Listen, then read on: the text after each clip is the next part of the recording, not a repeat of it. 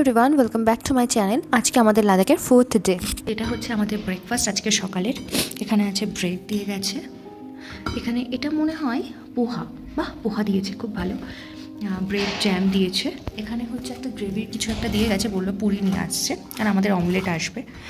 তো এখানে আমার হাজব্যান্ড বাটার দিয়ে খাবে বলে বাটার লাগাচ্ছে আর আমি জ্যাম দিয়ে খাবো বলে আমি ব্রেডের কর্নারগুলো খাই না বলে এগুলো কাট করে নিয়েছি। তো চলো আজকে সকালের ব্রেকফাস্টটা কমপ্লিট করা যায়। আজকে আমরা কোথায় যেন ঘুরতে যাবো? তুকতুক ভিলেজ না? তো আজকে আমাদের 4th ডে। পুরিও দিয়ে গেছে আর এখানে আমাদের মশলা অমলেট, দুজনের দুটো। তো এই হচ্ছে আজকে সকালের আমাদের ব্রেকফাস্ট। চলো তাড়াতাড়ি করে কমপ্লিট করে আমরা বেরিয়ে পড়বো রেডি হয়ে। আমরা এখন বেরিয়ে পড়েছি। ফার্স্টে আমরা যাবো থাং ভিলেজে। হুন্ডার থেকে থাং যেতে মোটামুটি 2.5 ঘন্টা মতো লাগে। এখন বাজে 9:30, তো আমরা 12টার মধ্যে পৌঁছবো। আর তারপরে ওখান থেকে চলে যাবো তুকতুক ভিলেজে। তো আজকে মেইনলি আমাদের ভিলেজ ট্যুরগুলোই রয়েছে। তো দেখি কেমন লাগে, তোমাদেরকেও তো অবশ্যই দেখাবো। দেখতে থাকো তোমরা ভিডিওটা।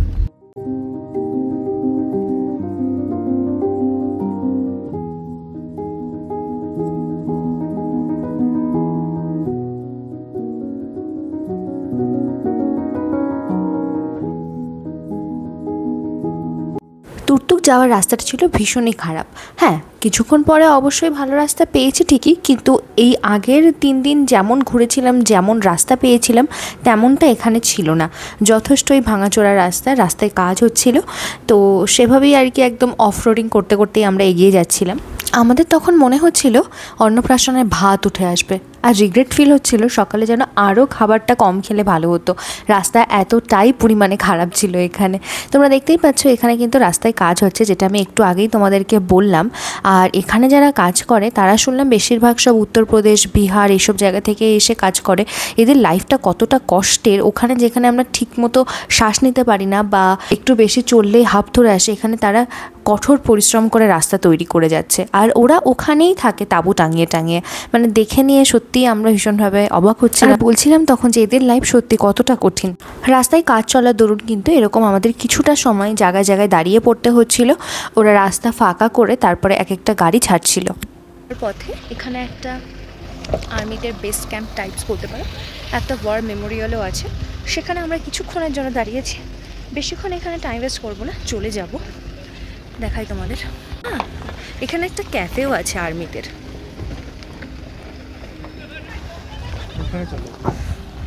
আমরা আজ যে জায়গায় যাব সেটা হচ্ছে ভীষণই সেন্সিটিভ এরিয়া, বিকজ পাকিস্তান বর্ডারের সাথে জায়গাগুলো নিজেদের বর্ডার লাইন শেয়ার করে।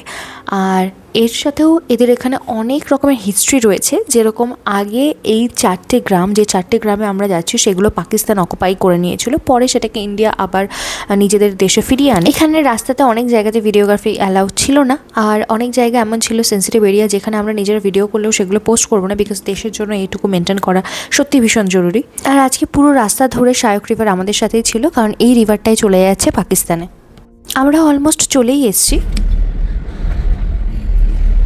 এই ভিলেজটা অ্যাকচুয়ালি 1962-তে পাকিস্তানের পার্ট ছিল, তো পরে 1971-এ ইন্ডিয়া এটাকে রিটার্ন করিয়ে নেয়। তো এখন ইন্ডিয়ার পার্ট হলেও এখানের যে বাসিন্দা রয়েছে তারা কিছু কিছু এখনও পাকিস্তানের কালচার ফলো করে। তো ম্যাক্সিমাম সকলেরই পোশাক আশাক ওরকম পাকিস্তানের কালচারের, তো তারা ওটাই ফলো করছে। দেশ পরিবর্তন হলেও মানুষের রুট যে সেই আগের দেশের সাথে, নিজেদের জন্মভূমির সাথে আঁকড়ে থাকতে পারে, তারই প্রমাণ এই গ্রামগুলোতে দেখা যায়। যেমন এখানকার বাসিন্দারা, যেটা একটু আগেই আমার হাজব্যান্ড বললেন, তারা পাকিস্তানে যেভাবে চলতো সেভাবেও কিন্তু ইন্ডিয়াতেও চলে। যেমন তাদের পোশাক আশাক এখনও সেই পাকিস্তানিদের মতোই রয়ে গেছে। তাদের খাওয়া, তাদের আচার আচরণ সমস্ত কিছু কিন্তু তারা পাকিস্তানের সব কিছুকেই ফলো করে থাকে। আর আমাদের যেটা সব থেকে বেশি ভালো লেগেছিল সেটা ছিল এই রুটটা। তোমরাও এই রুটের ভিউটা কিছুক্ষণ এনজয় করো।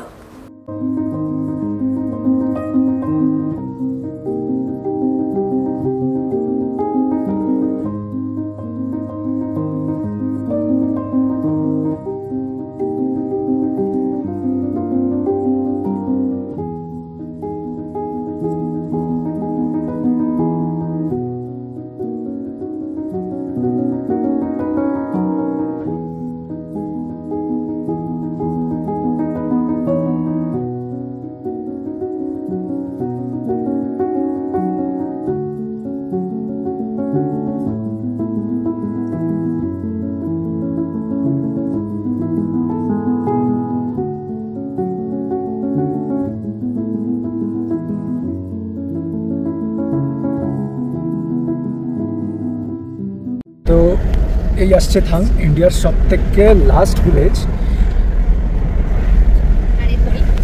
এরপরেই হচ্ছে পাকিস্তান। আর আমরা আজকে এখন ভেরি লাস্ট ভিলেজে যাচ্ছি, কিছু হিস্ট্রি শুনতে, কিছুটা সময় কাটাতে, রোমহর্ষক কিছু গল্প শুনতে। নিচে সায়ক নদী বয়ে গেছে।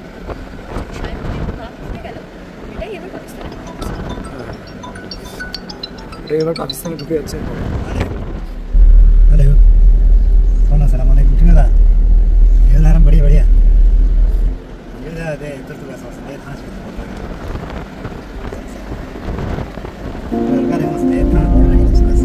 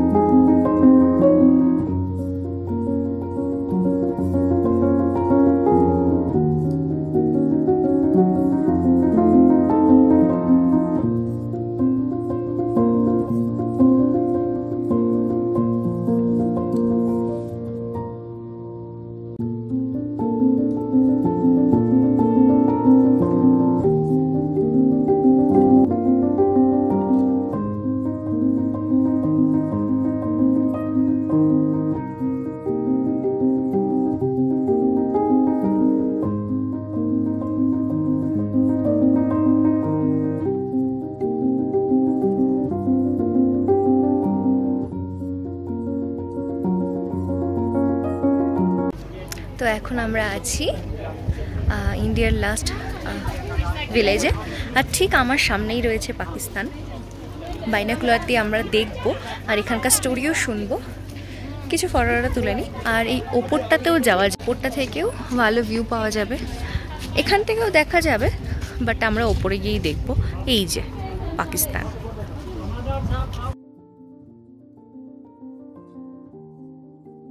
इसके राइट साइड में लोहे का फिनिशिंग है। ये जी ये नीचे ये इंडिया का लास्ट एलओसी। पीछे आपने ब्रिज क्रॉस किया ना, जो लेफ्ट साइड को रास्ता आता है यहाँ सीजन के लिए अलाउ नहीं 8% के लिए। और ये जो नदी के आर पार जो खाली जगह है ये नो मैंस लैंड है। और ये जो नदी के पार आपको दिख रहा है ये एग्रीकल्चर लैंड है पाकिस्तान का। आपको पहाड़ के बीच में सेकंड ग्रीन दिख रहा है वो पाकिस्तान का लास्ट फ्रंट। और ये जो एग्रीकल्चर लैंड के राइट साइड में जो पहाड़ी पर रास्ता जा रहा है इसका जो लास्ट सिरा है वहाँ पाकिस्तानी सोल्जर है। फिर वही रास्ता वापिस आ रहा है ऊपर को। ये जो विलेज का नाम क्या है? सनु PHARNU सन है। और ये जो पीक है सामने दिख रहा है आपको, लेफ्ट साइड को भी डोन है, राइट साइड को भी डोन है। उसी पीक पर भी पाकिस्तानी सोल्जर है दो। फिर वही रास्ता राइट साइड को आ रहा है, नीचे को थोड़ा इधर आइए। अब ये इसमें घूमना वहाँ से सारा पॉइंट और ये दोनों पेड़ के बीच में देखो सामने ये जो पेड़ इधर दोनों पेड़ के बीच में पहाड़ी छोटा हरियाली दिख रहा है। इधर राइट साइड नीचे ऑरेंज कलर का घर दिख रहा है, वहाँ भी पाकिस्तानी सोल्जर ये दो लंडे जाट के बीच में हरियाली किधर दिख रही है? ये दोनों पेड़ के बीच में देखो ना, सिर के ऊपर सामने देखो ओके ओके वो सामने कोने में inside the river put your hand down inside the river. वो जो है ओके वो जो पहाड़ के पीछे में दिख रही है वहाँ छोटे छोटे हरियाली दिख रहा है। अच्छा, वहाँ भी पाकिस्तानी सोल्जर। ओके 1 2 3 जगह। अब ये एलओसी से लेफ्ट साइड को देखो, रेत का स्लाइडिंग है लेफ्ट साइड को। स्लाइडिंग के ऊपर देखो 2 बंकर काले छोटे से इसी पहाड़ के कलर का लेफ्ट साइड को रेत का स्लाइडिंग के ऊपर। ये हमारे इंडिया का है। अब आपको ये पर रास्ता दिख रहा है, लंबा रास्ता जैसा। इसके बीच में देखो एक वाइट पॉइंट दिख रहा है हल्का सा। नहीं ये जो रास्ता दिख रहा है ना लंबा, इसका बीच में से थोड़ा ऊपर देखो, थोड़ा सा वाइट दिख रहा है। वहाँ से आगे पीक तक आप फॉलो करेंगे, इसमें बहुत सारे बंकर हमारे इंडिया के हैं। और वो राइट साइड का पीक पर देखो एक काला बंकर दिख रहा है छोटा सा, वो टॉप पर। तो ये पीक सारा हमारा इंडिया है। अब आप इधर देखिए इसके राइट साइड 3 पीक ऐसे यहाँ ये दिख रहा है ऊपर में सर, यहाँ बिल्डिंग के ऊपर से ये इंडिया का पोस्ट है। ये पीक ऊपर टॉप तक, जिसके पीछे घना बादल है, राइट साइड का इंडिया है। उसी टॉप के जस्ट लेफ्ट साइड का ये पीक और बैक साइड पाकिस्तान घूमता है। ये घूम कर ये जो तो पहाड़ का चोटी जिनका सिरा एक जैसा है, बीच में वी बना है, उसका लेफ्ट साइड का पीक पर घना बादल है। उसी पीक पर ऐसा फ्लैग लगाने का पोल है, उसमें फ्लैग नहीं है। और ये जो लोहे के पोल दिख रहा है आपको यहाँ नीचे ऊपर, ये आगे नीचे हमारे एलिस्टिक तक कनेक्ट होता है। अब आप पहाड़ के बीच वाला एरिया में देखिए पाकिस्तानी पीछे वाला जो रेंज है ना, वो सब पाकिस्तानी है, पीओके है।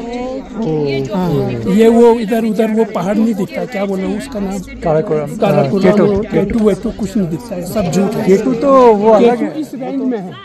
वो खरजोंगला टॉप से दिखता है, खरजोंगला टॉप से दिखेगा, केटू इधर उधर से कहीं से नहीं दिखेगा। वो 3 पीक दिख रहा है ना सामने आपको, हम बोलेगा वो है, आप तो मान जाएगा ना।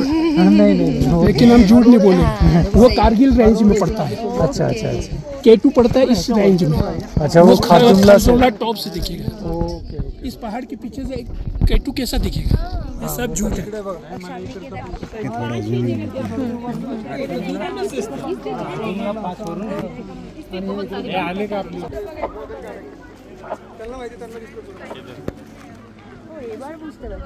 আমাদের সামনের দিকে যে পাহাড়গুলো ছিল সেখানে ছিল নানা বাংকার, দূরে ছিল পাকিস্তান গ্রাম, পাকিস্তানের বাংকার, সেগুলো এখানে বাইনোকুলার দিয়ে দেখা যায়, সেগুলোই দেখার চেষ্টা করছিলাম আর কি। আর বাইনোকুলার দিয়ে দেখার জন্য এখানে চার্জেস নাই 50 রুপিস পার পার্সন করে।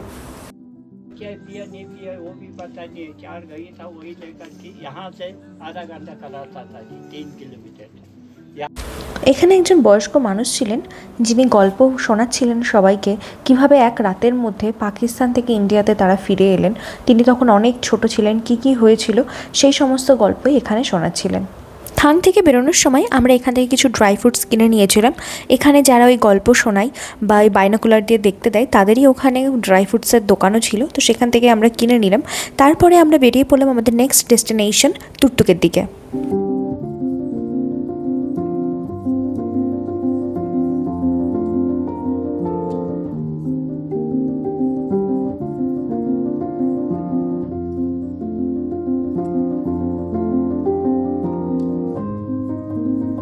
আমরা টুকটুকে এখন লাঞ্চ সারবো।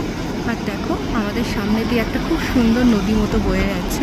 খাওয়ার পরে ওখানে আমরা যাব দেখতে। চলো আগে লাঞ্চ করে নিই। সেদিনের লাঞ্চে আমরা শুধু চিকেন ফ্রাইড রাইস নিয়েছিলাম আর নিয়েছিলাম 2টো লাইম সোডা। খুব লাইট খাবারই খেয়েছিলাম। তো এখন আমরা আছি টুকটুক ভিলেজের মধ্যে। এটাই অ্যাকচুয়ালি ভিলেজের গ্রাম বাড়ি। আর এখানে একটা দেখতে পাচ্ছি স্কুলও আছে। আমরা এখন যাচ্ছি প্যালেসে, যেটা টুকটুক ভিলেজের প্যালেস আর কি। তো প্যালেসে যাওয়ার রাস্তাটা পরে এদিক দিয়ে। এক রাতের মধ্যে যে গ্রামটা পাকিস্তান থেকে ইন্ডিয়া হয়ে গেছিলো। আমরা প্যালেসের উদ্দেশ্যে যাচ্ছি। এখানে মেনলি সবাই বালতি মিউজিয়াম যায়, যেটা অপোজিট সাইডে পড়ে, কিন্তু আমরা একটু অন্য কিছু করার জন্য প্যালেসের দিকে যাচ্ছি। আর তো কাউকে দেখছি না, দোকানপাটও বন্ধ। জানি না ঠিক দিকে যাচ্ছি কি ভুল। ওই লোকাল কিছু মানুষের মুখ দেখলে তাদের থেকে জিজ্ঞাসা করে এগোচ্ছি। প্রবলেম হলে দিকে 2টো রোড বুঝতে পারছি, আর লেফটে যাবো না রাইটে চলে গেছে। এদিক দিয়ে একটা রোড চলে গেছে, দোকানপাটও বন্ধ। হাঁটতে হাঁটতে যে পাকিস্তান পৌঁছে আমার এর কোনো গ্যারান্টি নেই। ওকে, আমার হাজব্যান্ড এদিকে রোডটা চুজ করেছে। এটা একটা মস্ক। আরে এটা তো মস্ক, ওখানে আমরা যেতে পারবো না। আসো, এদিকে নয়, চলো। তো আমরা তো পুরোপুরি ফেল প্যালেস খুঁজে পাওয়ার উদ্দেশ্যে। এখানে কোনো মানুষজনও নেই যাকে জিজ্ঞাসা করব, তাই আমরা রিস্ক নিলাম না। বিকজ এটা একদম বর্ডার এরিয়া, মানে অর্ধেক পিকে আর অর্ধেক আমাদের আই সো আমরা এখন আবার ফিরে যাচ্ছি মেন জায়গা থেকে, যেখান থেকে আমরা স্টার্ট করেছিলাম, বালতি মিউজিয়ামের দিকে। ঠিক আছে, যাওয়ার পথে আমরা কিছু মানুষ পেয়েছি যারা প্যালেসের দিকেই যাচ্ছে, তো ওদেরকেই আমরা এখন ফলো করতে করতে যাব। চলো, ভালোই হলো।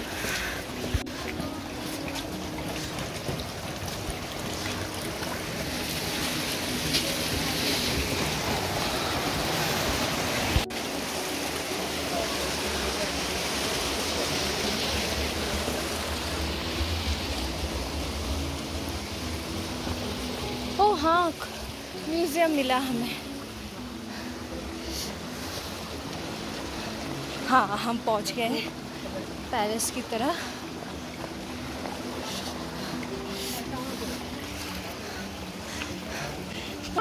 Thank you.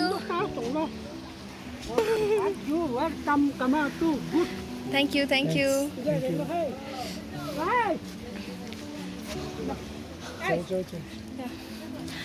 সেই যে উইথ ফ্লাওয়ার এখানে ওয়েলকাম করলো, বেশ ভালো লাগলো। এখন যাচ্ছি আমরা প্যালেসের দিকে।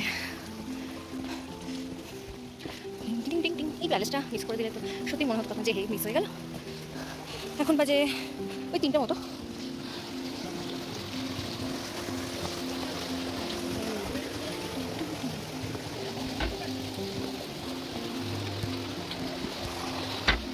বেশ গলি গলি দিয়ে যেতে হচ্ছে, এখানে এরকমই সমস্ত রাস্তা, তাও যে পাকা রাস্তা, এটাই ভালো লাগছে। আচ্ছা, এটা হচ্ছে প্যালেস, প্যালেসের ভিউ পয়েন্ট, মানে sorry view point entrance. Welcome to royal palace.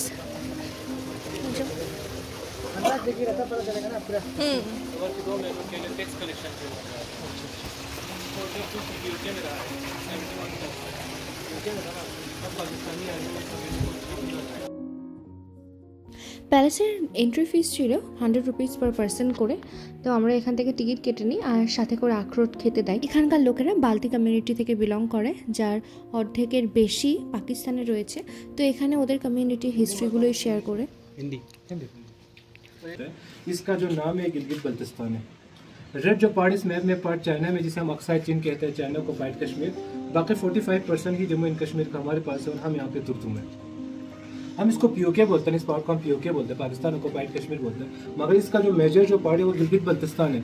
जैसे लद्दाख टोटल अलग, अभी हमने यूटी बनाकर लद्दाख को पहले मैप जैसे बनाया, पहले जैसे बनाया, तो उसी तरह गिलगित बल्तिस्तान को हम पीओके बोलते हैं, पाकिस्तान को पार्ट कश्मीर बोलते हैं। हमारे यहाँ पे कश्मीरी कोई नहीं रहता है, यहाँ पे बल्ती लोग रहते हैं, गिलगिती लोग रहते हैं।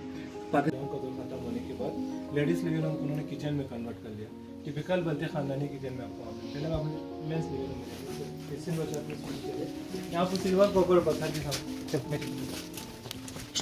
प्लीज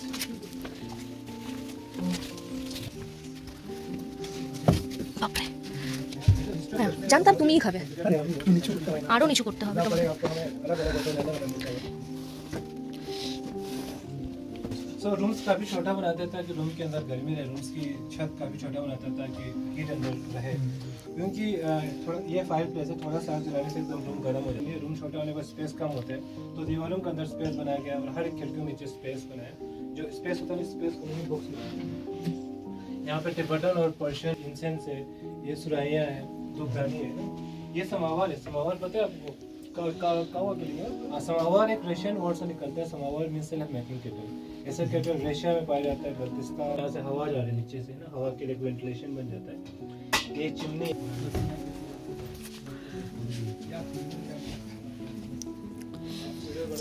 অনেক ছোট ছোট দরজা।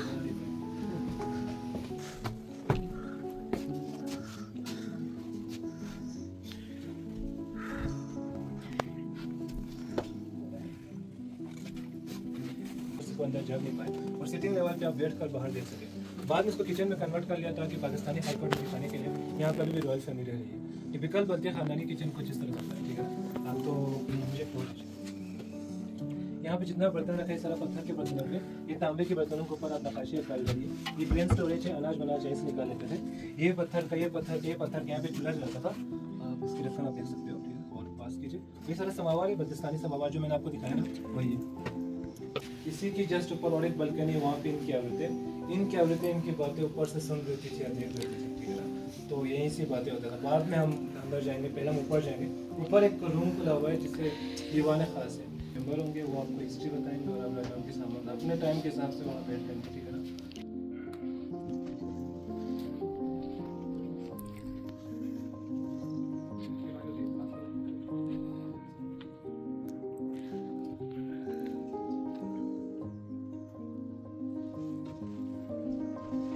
आपके सर के ऊपर जो लगाया हुआ है ये ओरिजिनल है, गोल्डन ये का है, राजा का जो सिंबल है वही का है। ओके, ये बहुत पुराने नहीं है, ये तो 150 years old है।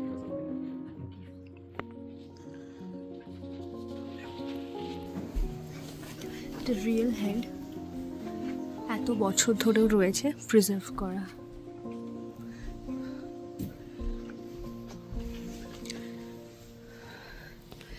তো এখন তো আমরা প্যালেস দেখে বেরোলাম, এবার সামনেই একটা ভিউ পয়েন্ট আছে যেখান থেকে এক সাইডে কারাকোরাম রেঞ্জ দেখা যায় আর অন্য সাইডে লে প্যালেস, সামনে শায়ক রিভার আছে, কিছু ফ্লাওয়ার গার্ডেন আছে। তো সেটাই এখন আমরা দেখতে যাচ্ছি। বলে এই জলের ক্যানেলটাকে ফলো করে গেলেই আমরা পৌঁছে যাব। যদিও সামনে আরও মানুষ যাচ্ছে যাদেরকে দেখে আমরা প্যালেসটা খুঁজে পেয়েছিলাম। আর অন্যদিকে তো আমাদের পাকিস্তান রয়েছেই।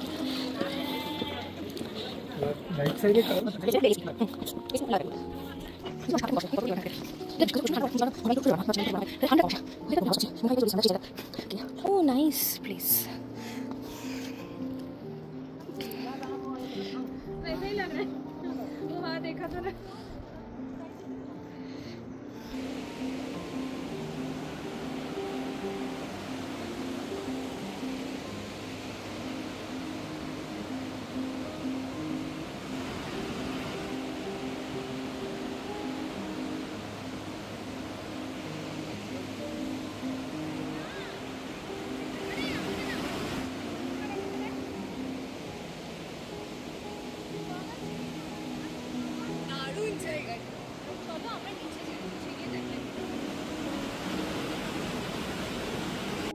তো এই ছিল মোটামুটি আমাদের ডে 4 ঘোরা, যেটা মেনলি থাং ভিলেজ, তুর্তুক ভিলেজ, এই ভিলেজগুলো এক্সপ্লোর করার ছিল। তো এখন আমরা চলে যাব আমাদের হুন্ডারের যে হোমস্টে রয়েছে সেদিকে।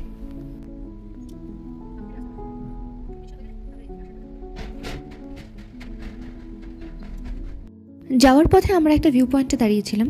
এখন আমরা আছি ভিউ পয়েন্ট শায়ক রিভারে। ভিউ পয়েন্ট এখানে দেখতেই পাচ্ছ তোমরা। এখন আমরা আছি আমাদের হুন্ডারের রুমে। কালকে আমি তোমাদেরকে হুন্ডারের রুমের কোনো রুম টোর ভিডিও দিইনি, এ কারণেই আমাদের ফার্স্টে যে রুমটা প্রোভাইড করা হয়েছিল সেই রুমটা আমাদের খুব একটা পছন্দ ছিল না, বিকজ ওটা কমন ওয়াশরুমকে বলি আমাদের রুমটা চেঞ্জ করে দিতে, যেহেতু এই রুমটা ফাঁকা ছিল না বলে একটা নর্মাল রুমে আমাদের দিয়েছিল। তো আজকে ওরা আমাদের রুম চেঞ্জ করে দিয়েছে, একটা ভালো রুম দিয়েছে, তার আগে যেটা দিয়েছিল তার থেকে ভালো। তো সেই রুমটারই একটা ট্যুর দিচ্ছি। আমরা এখানে আরও 2 নাইট থাকবো, মানে টোটাল 3 নাইটস এখানে স্টে করার আমাদের। তো দেখো